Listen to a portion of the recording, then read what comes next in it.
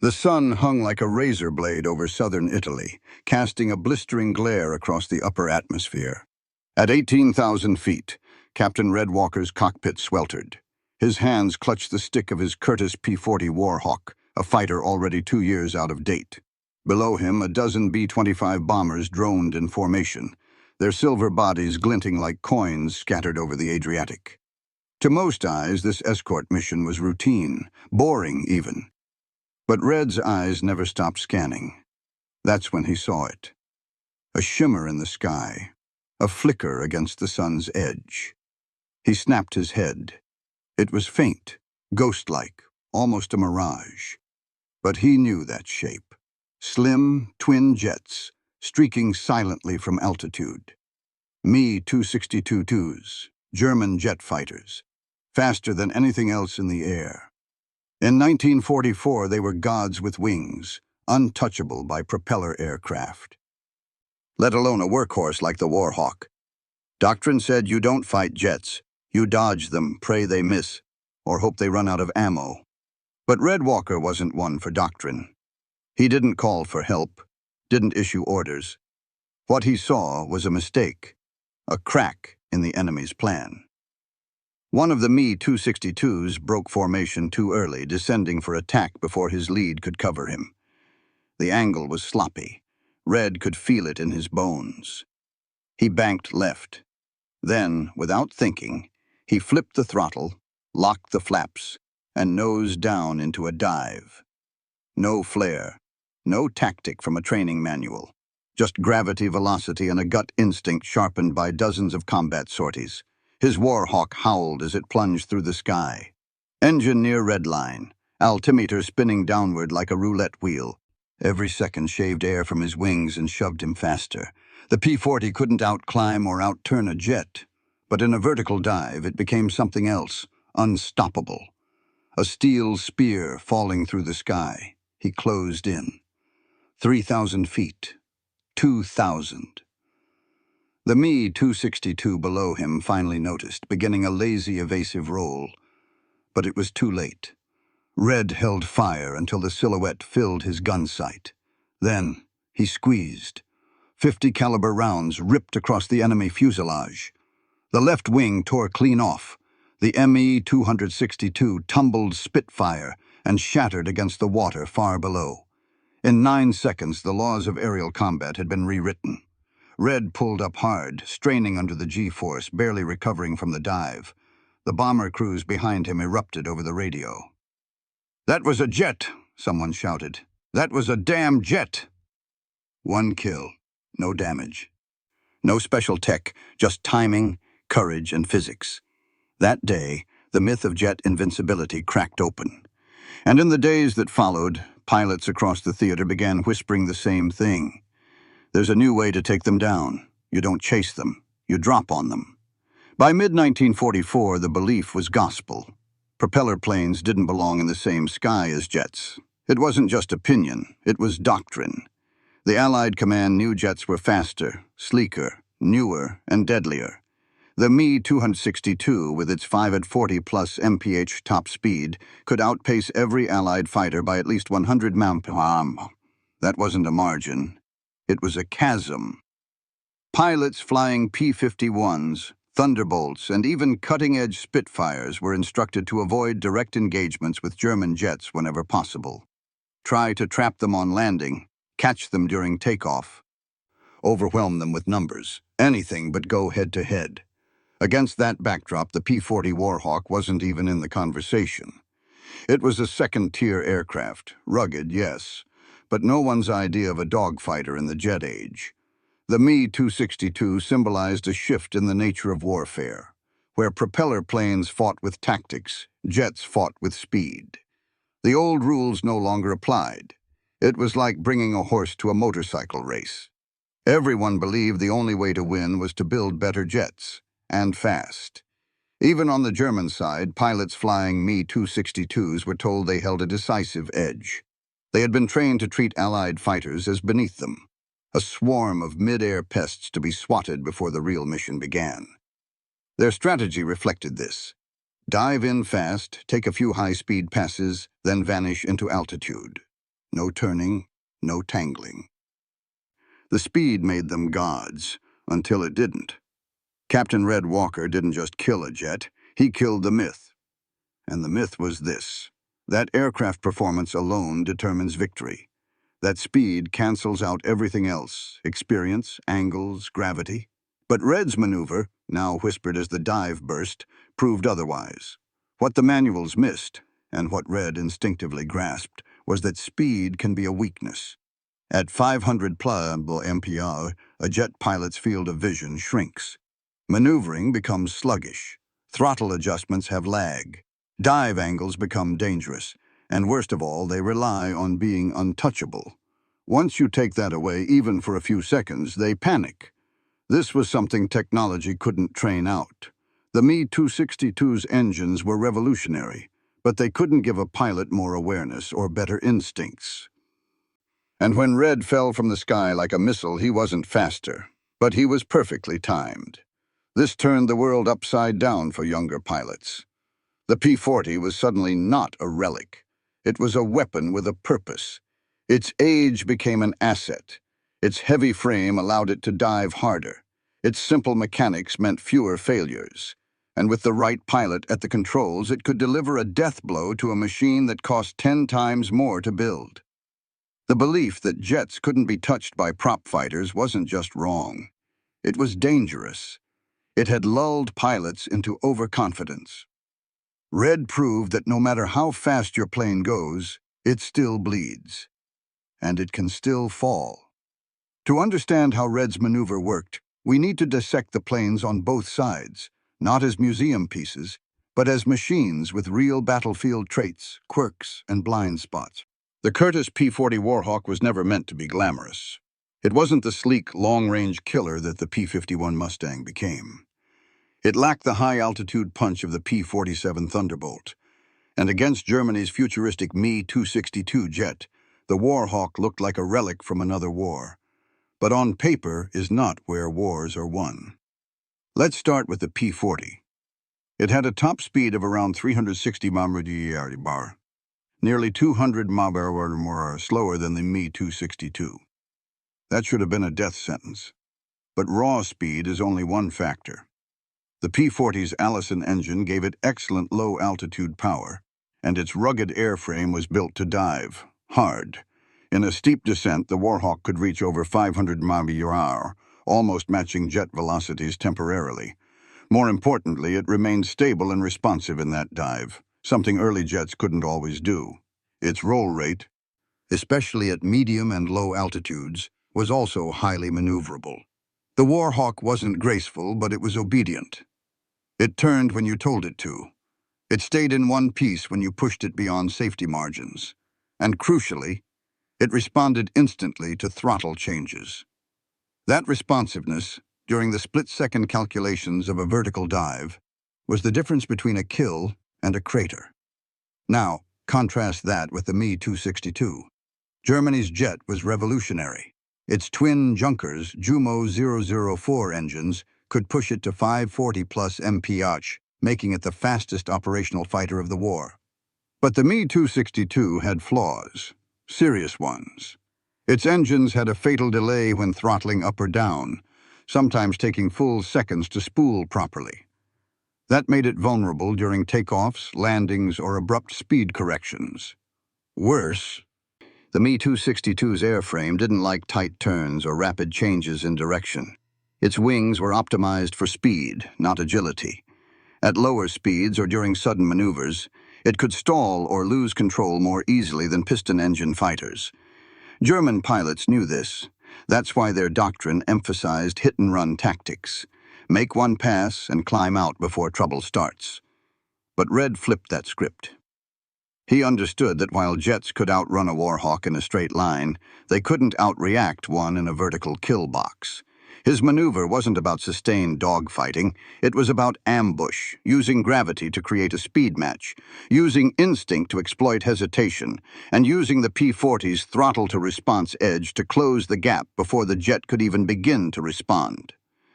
The Warhawk, for all its limitations, became a precision weapon in the hands of someone who understood the physics of air combat. Where others saw outdated metal, Red saw mass. Where others saw slowness, he saw stability. And where others saw a jet, he saw a blind spot. The truth is, the Me-262 was a marvel of engineering, but it was designed for speed, not survival. And that made it vulnerable to anyone willing to dive straight into its shadow.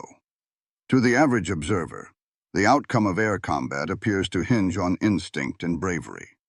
But behind every kill is a brutal mechanical logic, acceleration curves, thrust-to-weight ratios, aerodynamic drag, roll rates, dive profiles. And when Captain Red Walker sent his P-40 screaming down onto a Me-262, he wasn't just being daring.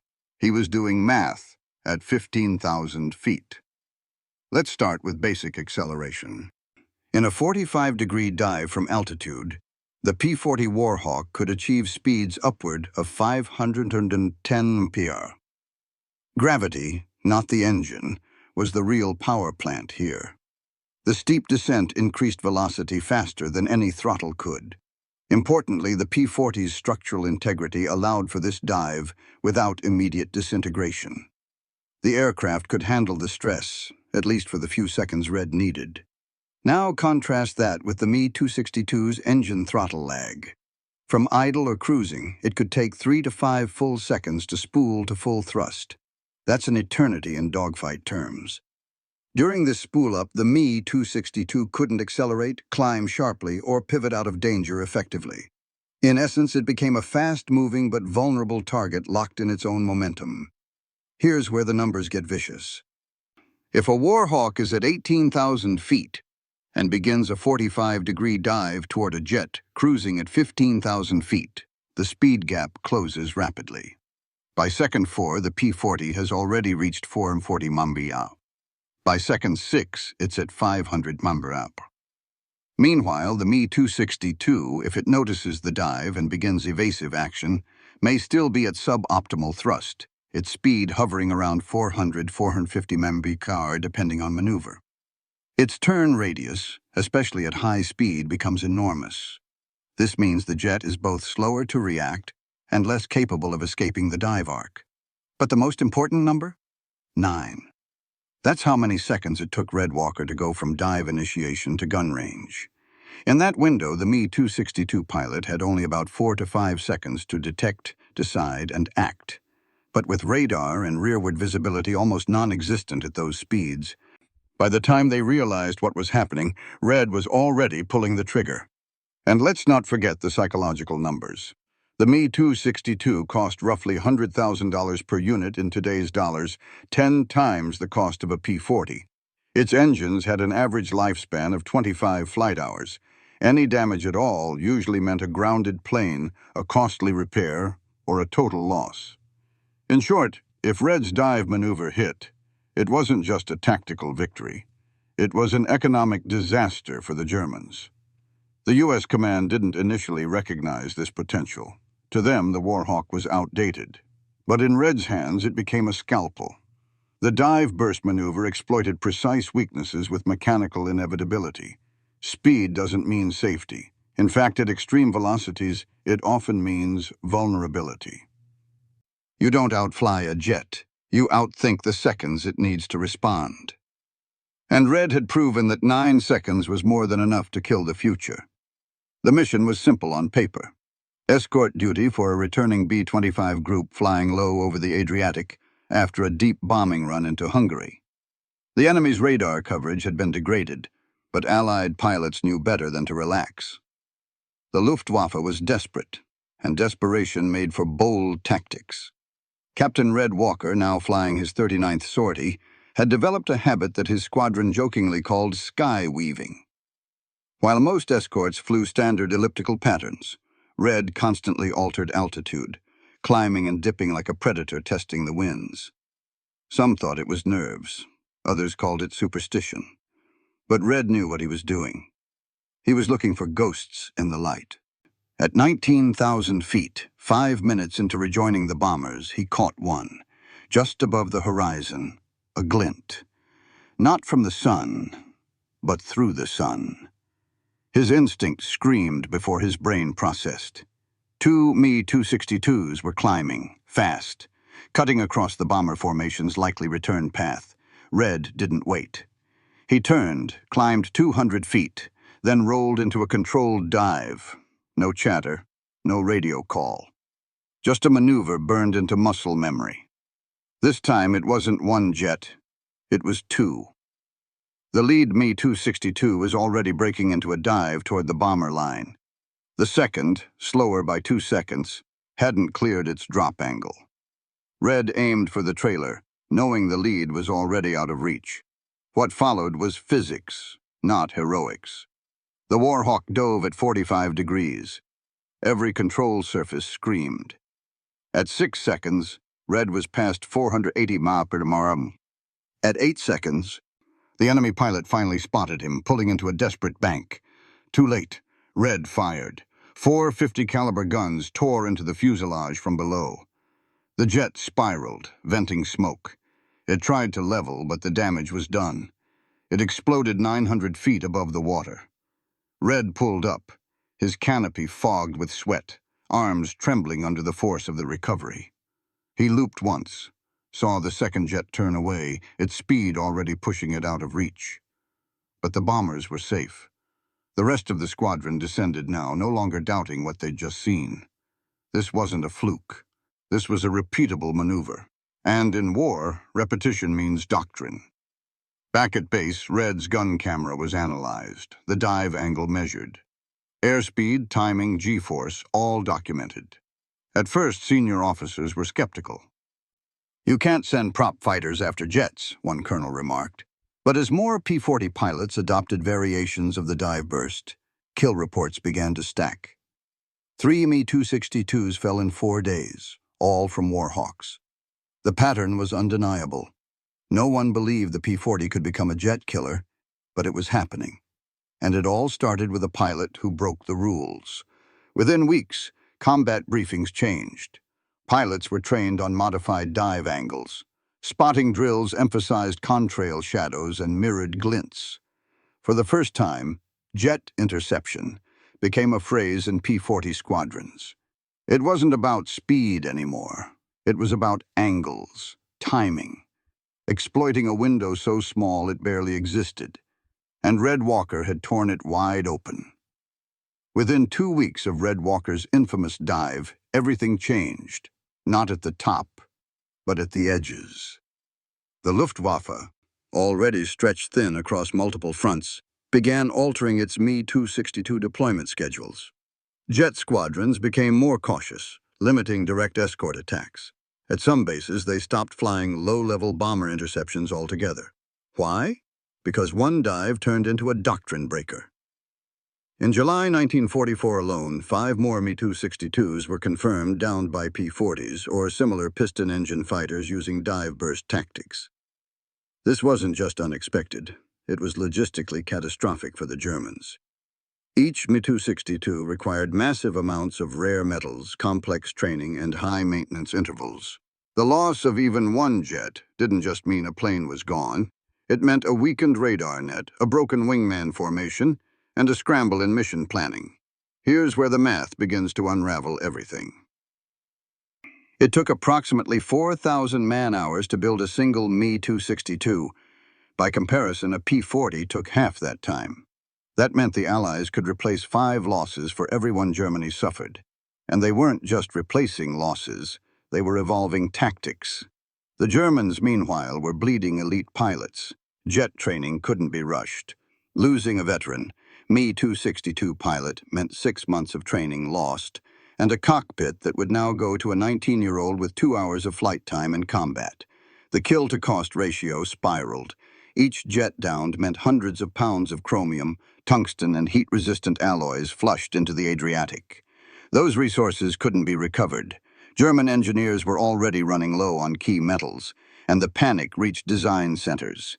Desperate proposals emerged. Armor the jets more. Equip rearward detection. Reinforce dive capability. But these solutions took time.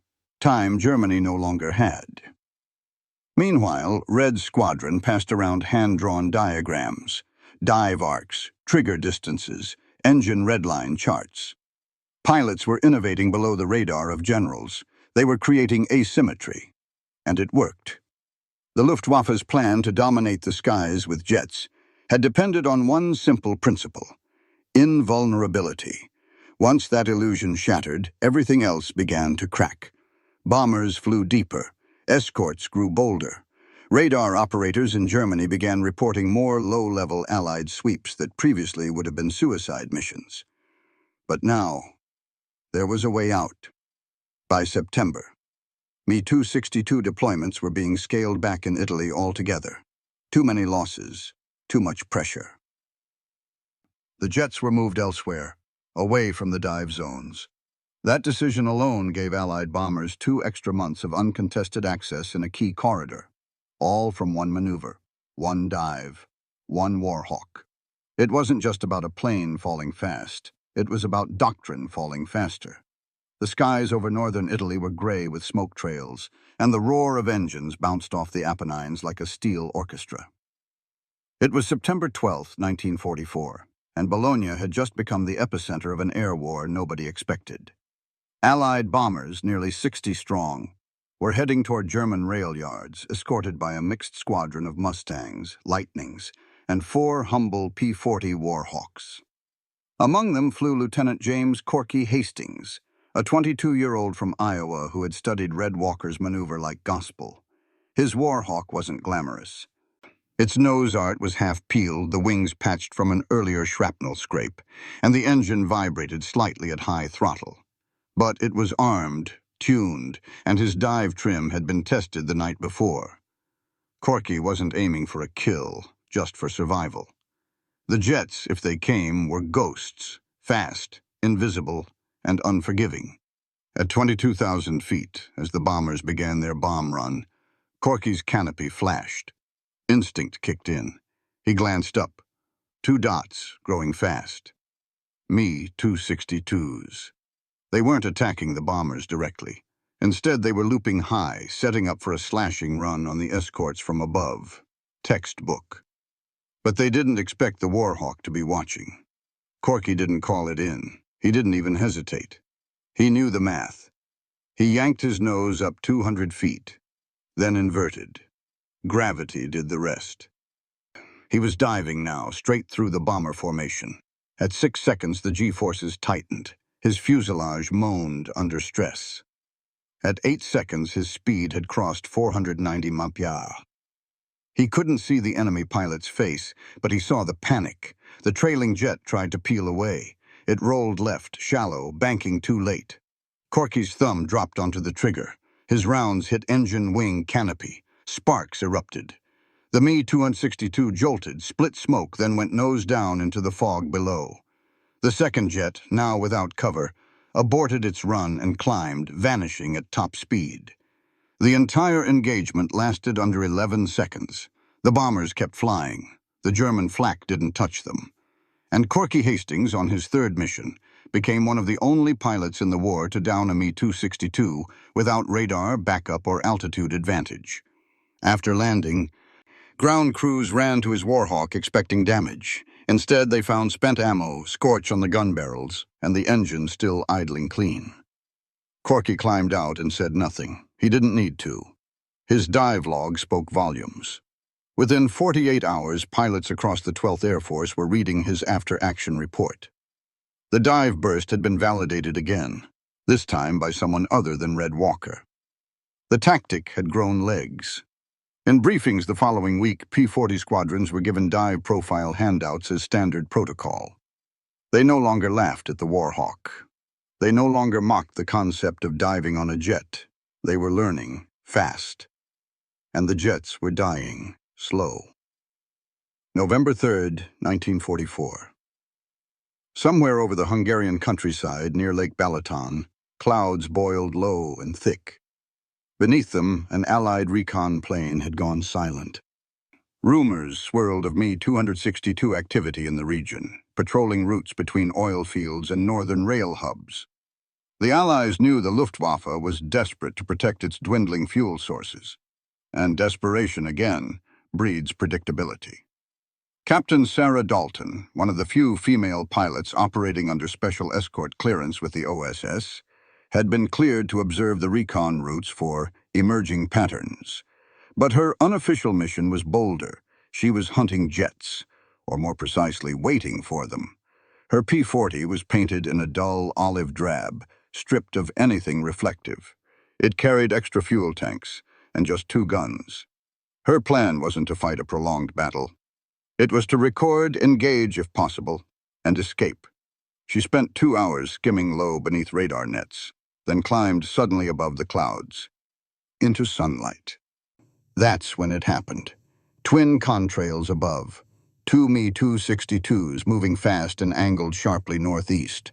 She knew that pattern. It was a typical glide path for interception before retreating toward Austria. But Sarah had something the Me-262 pilots didn't: an unshakable understanding of terrain, timing, and jet behavior. She climbed to 16,000 feet, just below the contrails, then throttled down, waited, and let them pass. The moment they did, she began her dive. What followed was pure chaos. The lead jet never saw her. The trailing jet, slightly out of formation, caught a glint from her wing, but misjudged her altitude. By the time he rolled into a countermaneuver, she was already accelerating through 520 Mumpy. Sarah didn't shoot immediately. She waited, watched his banking turn, studied his overcorrection. Only when his wing dipped too far and exposed his engine port did she fire. 10 rounds hit before he disappeared into a fireball. She pulled out low, nearly blacking out from the G-force. When she recovered, the lead Me-262 was gone. No sign, no pursuit. Back at base, few believed her. A female pilot, solo, taking down a German jet?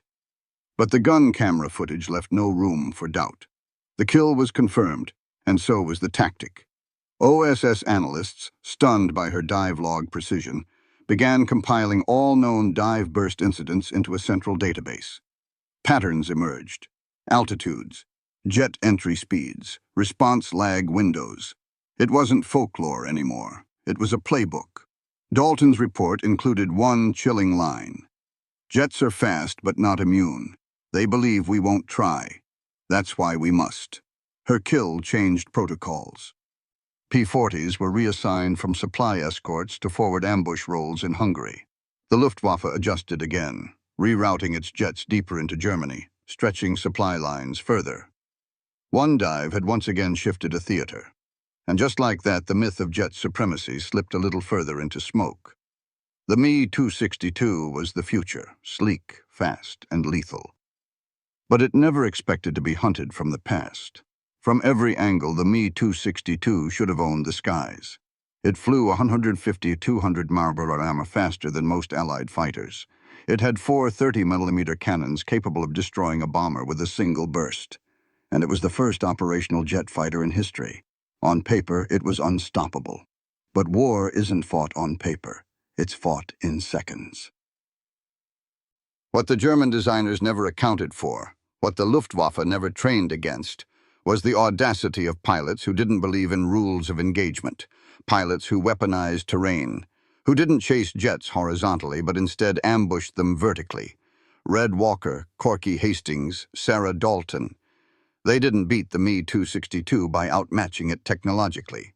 They beat it by understanding its blind spots, by trusting their slower, heavier machines to do one thing the jet couldn't: dive without hesitation and strike inside the jet's reaction window.